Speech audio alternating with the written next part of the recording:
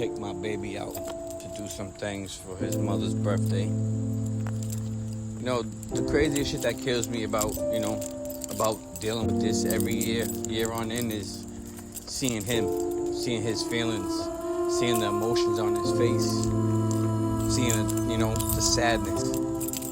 That's the most that kills me. So I make sure I do my best to make sure he's happy.